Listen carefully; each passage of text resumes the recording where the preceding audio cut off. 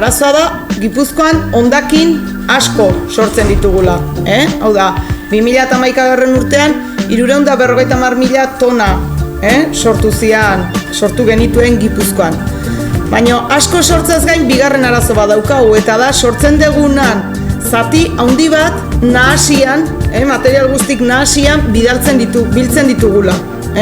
Esan genezake, hondakinen 80% birziklagarria dela. Eta momentu honetan Gipuzkoan, etxeko hondakinei dagokienean 25% bakarrik ari garela gaika biltzen. Hau da, beste 3 laurdena ari gea nahasian bidaltzen. Beraz, hori da arazoa. Kopuru handia sortzen degula eta sortutako hori nahasian biltzen degula. Hainok azaldu du, arazoa ereduan, sisteman dagola. Beraz, konponbide ere, sistema aldatzetik etorriko da. Zein da konponbidea, zer eredu da konponbidea, zero zabor eredua. Zero zabor eredua, eredu zirkular bada. Horrek esan nahi du, sortzen ditugun hondakinak berreskuratzeko baliabide jartzitugula, sistema egokia jartzitugula, sortzen ditugun hondakin guztiak berreskuratu eta berriz ere ekonomian txertatzeko. Baina zero zabor eredua, zirkularra izateaz gain, oso garrantzitsua da, zirkulu hori ahalik eta txikiena izatea. Horrek esan nahi du, ahalik eta material gutxien erabiltzea, ahalik eta gutxien kontsumitzea, zertarako, ahalik eta hondakin gutxien sortzeko, horrek ekarriko du, ahalik eta bilketa gutxien egitea, orduan da garraio gutxio, tratamendu gutxio, azken finean energia gastu gutxio eta kutsadura gutxio. Beraz, zirkulua itxi eta txikitu, bi zerabiek izan horiak errefusarekin zer, birziklatu ezin dan horrekin zer. Horri erantzun aurretik, gauza bat garbi utzi nahi dugu. Gaur egun ez dago sistema bat, zabortegian beharrik ez daukana. Gaur egun nola funtzionatzen dugun, ezagutze dugu denok, ze zabortegi mota dakagun, eta saldu nahi digute horren alternatiba bezala, zabortegia ala erraustegia, alternatiba hori saldu nahi digute. Esan beharra dago, erraustegiak bertan erretzen denaren eren bat zabor bezala gelitzen dela, eskoria eta erraus bezala. Tosizidadean handitua, eta horrek noski zabortegia behar dula. Beste bi eren tximinetik kanpora juten dira eta zabortegitzat ingurumen guztia hartzen dute. Guk ere zabortegia behar dugu, zero zabor ereduak gaur-gaurko zabortegia behar du. Eazen finean, zero zabor helburu bada, norabide bada, eta gaur egungo realitatetik ara juteko neurriak progresiboki aplikatzen jun behar geha. Bueno, atezate, bagia da, hitz hau, Gipuzkoar askoi, azken 2-3 urteotan etorri zaigula belarrira, ez da?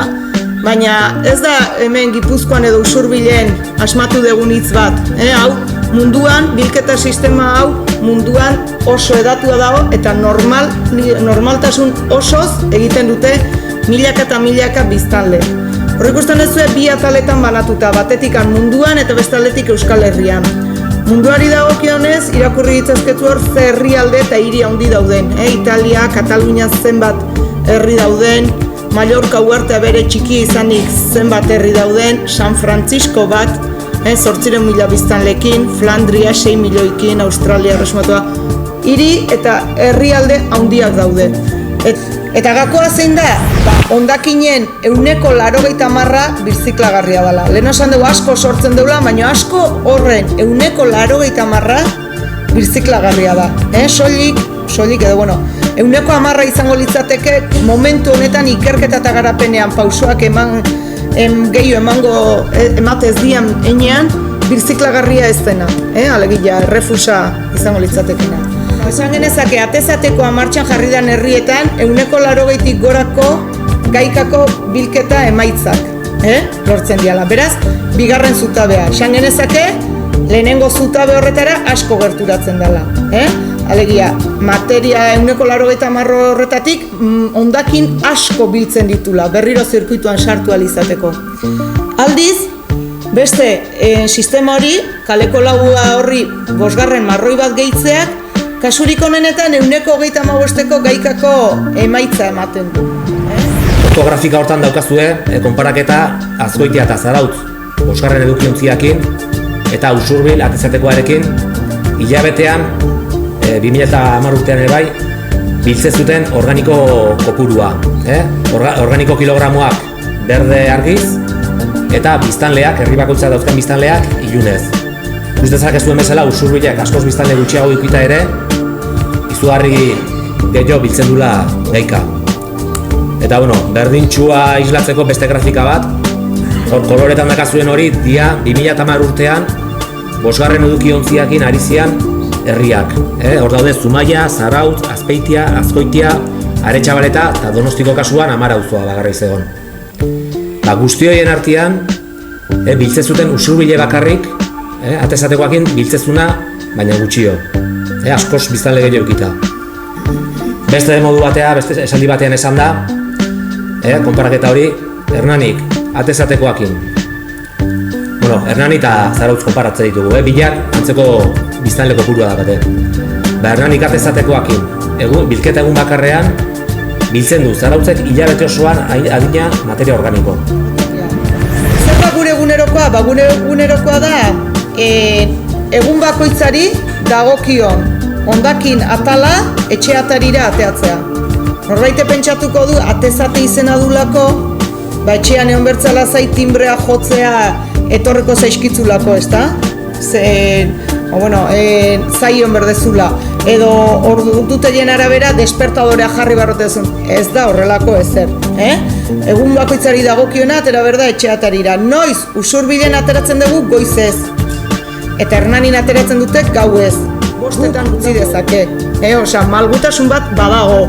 Baina finkatu berda nola aiteko ordutegi bat. Eta gero esplikatuko izuet horretara egokitu ezin dena zer egin dezaken. Eta zein da gure egutegia? Gure egutegia da hori. Ez daka zertan zuena izan beharrik, baina atezatekoa dauken gehiengoak egutegi hori dauke. Lehen esan dugu, hondakinen 80% birziklagarria dela. Beraz, bidezkoa da esfortzu gehienak egitea atal birziklagarri horiek eskuratzea. Asteak 7 egun baldin baitu, 6 egunetan biltzen dira birziklagarria dianak eta egun bakarrean birziklagarria ez dana.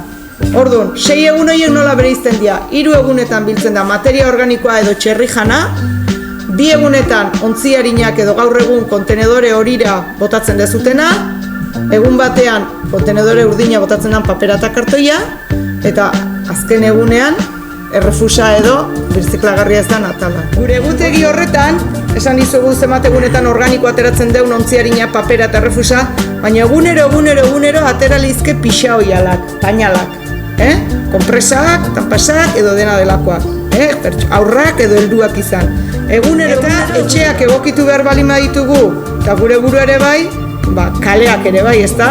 Administrazioak ere bere lanakin berko ditu. Kalean dauden gaur egungo papelera edo horiek dena nahasian hartzen dutenak desagertu eta kaleak ere gaika biltzera egokitu behar dira. Integrazioetan bezala informatzea oso garrantzitsua da eta, atezatekoa martxan jarri den herri guztietan parte hartze prozesuak eman dira, eredugarriak izan du dira, eta, ikusten deuna da, herri guztietan denbora eta baliabideak inbertitu behar direla parte hartze prozesu hauek. Eta sistema honen funtsa herritar guztiongan dago. Herritar guztiok gure etxeko sukaldeetan gauzak ez nahastean, bereiztean. Horretarako, herritar guztieri iritsi bertzaile informazioa. Eta parte hartze prozesu hauek horretarako dira, horretarako gune egokia dira. Usurbilen, 23 bat bilera egin zian, 3 bat hilabetetan hola izan zen parte hartze prozesua, eta egin zian bilerak auzoka, arloka, plenarioan, eta betetzen baita de parte hartze prozesu honek, eta da proposamena jasotzea. Herri bakoitza ezberdina gea, herri bakoitzaren bizitza eredua ezberdina da, egitura ere bai. Orduan, nork ezagutzen ditu ondoen? Herritarrak, zuek ezagutzen duzue ordiziaren ezaugarriak. Orduan, atezatea ere horretara egokitzeko herritarrek hitza dute eta parte hartze prozesu horretan beren proposamenak egin ditzazkete. Taldi beren erabakiak ere hartu.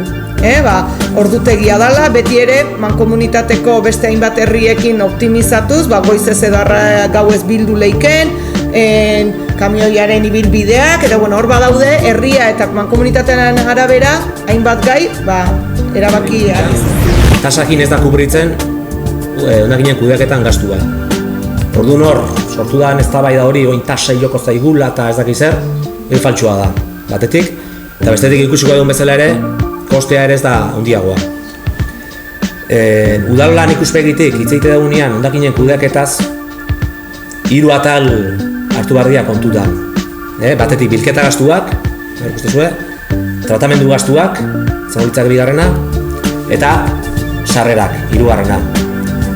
Esaten dutenak, atez-ateko sistema garestiagoa dela edukiontziena baino, hor tranpatxo bat egite dute. Eta begiratzen dute bakarrik, hor dakaztuena, ezkerretan dakaztuen zutabea, bilketa gastuena. Orduan, 3 faktore horiek bateratzen baldin baditugu, hau da ematen digun emaitza. Eta 3 sistematatik merkeena atez-ateko ateratzen da. Gero gutxigatik, baina pixka garestiagoa, 4 edukiontzi bidezkoa, eta normala dan bezala, garestina 5 edukiontzi bidezkoa. Normala esaten dut, azkenean beste edukiontzi badaolako, beste bilketa bat inbehar dalako hortarako bere gastu guztiekin, eta ikusi dugun bezala oso materia organiko gutxi biltzen da, oso gutxi kentzen dio errefusari, eta orduan gastua ez du gutxitzen. Zaborra sortzea, sortzen du sistema bat tengatik apustu egiten danean, azkenean zabor hori ere beste norbait inposatzen zaio. Gaur egun, Nordizin sortzen da zabor nasi hori ez da herrian gelditzen, beste norabaitean eman da, eta nik dakitela inork ez du eskatu bestiek nahi ez duten zaborra bere herrian jasotzea. Arazo larri bat baldin badaukagu, modu bat duguna biziklapena eta murrizpeik edakin inbehar duguna da hori posible egiten duten sistemak nahi gainean jarri, ez? Eta ikusi behar dugu hori datuekin. Dena eman ditugu datuak eta ikusi dugu gaur egun eztabaidan dauden sistematatik batek betetzen dula eta besteak ez dula betetzen, ez dula balio hortako. Orduan, guri ez zaigu nahi dutzen logikoa, administrazioak edo udalak edo dena delakoak daukan arduratik planteatzea ea arazo larri bat konponduko duen, arazo larri horri segida emango dio. Osea, arduratik hori ezin da ulertu. Egongo balitz B eta C sistema emaitza baliagarriak emango lituzketena, eta eztabaida balego logikoa litzake galdetzea. Nola konponduko dugu? Honekin agarestiak erabaki. Ezin dana galdetu, ardurakeri bada udal batek galdetzia, arazo larri badakagu eta hori konponduko dugu, ala segituko dugu zaborra tragatzen eta kutsatzen da bar. Orduan,